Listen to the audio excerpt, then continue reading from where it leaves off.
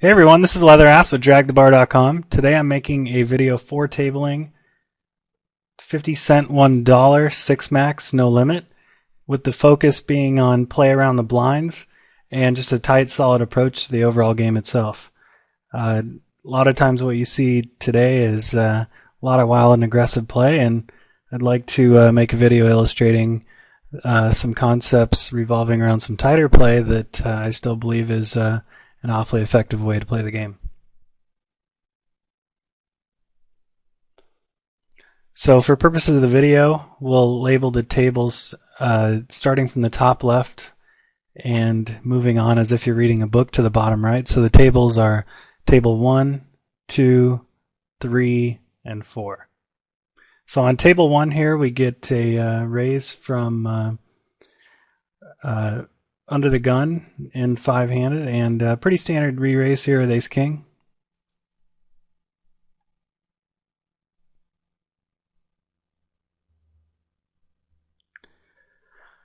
So this flop is one right here. We're talking about some tight play, and it might be a little tight and seem a little weak, but we have no backdoor flush draw. We have a pretty nasty looking flop. I don't mind actually just check folding a flop like this. A lot of the hands he's going to call with the middle pairs, and straight draw type of hands, suited connector type of hands. Really hits this flop pretty hard, and so I don't mind just check folding, living to fight another day. I min raise. I've been kind of toying around with min raising on the button. It's not really an important point, but that's what I've been doing lately. So, and here I'll just go ahead and bet half pot on the flop and try and take it down. We don't really have much, but maybe with the initiative he'll just fold, and that's what he does. So here at the eights on the button, I'm going to go ahead and start off by just calling in position. And I want to make sure that, or at least give myself the best chance to just see the flop. If I re-raise, I'm not in a good spot if he comes back over the top. And if I take it down, that's great. But then again, I'm never going to win a big stack that way. Flopping a set is obviously very powerful in no limit hold'em.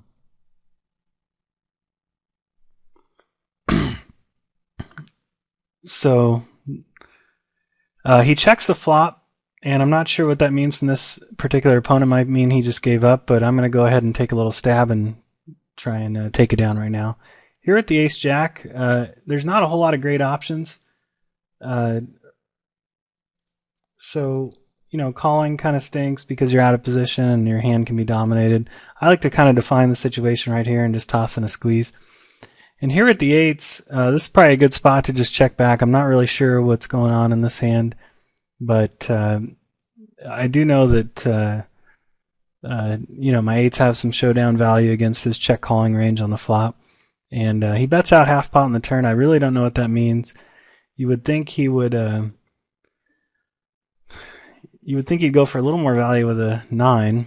But this is just one of those spots where I'm just confused, and so getting a good price, I'm going to go ahead and call the river. So sixes makes sense. He'd have been better off just checking there and calling as opposed to betting, because he's really just kind of turning his hand to a bluff, because all the hands I'm going to call with pretty much beat him. So with the ace-jack on table 4, we squeezed and got shoved on. Ace-jack's just not going to fare well against his shoving range there.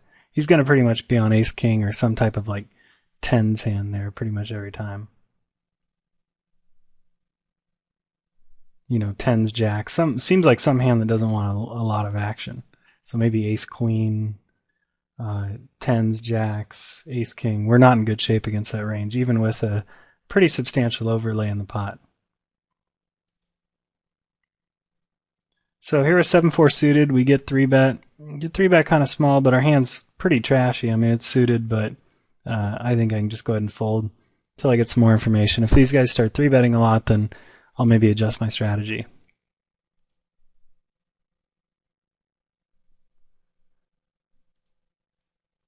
Oftentimes, guys will just 3-bet you a lot around the blinds, and that's not necessarily a bad thing, because oftentimes they're just getting involved with a lot of trashy hands, and when you do wake up with a hand, or you put in a call and they flop some medium strength hand, you can win a pretty sizable pot when you are in there with cards that dominate theirs.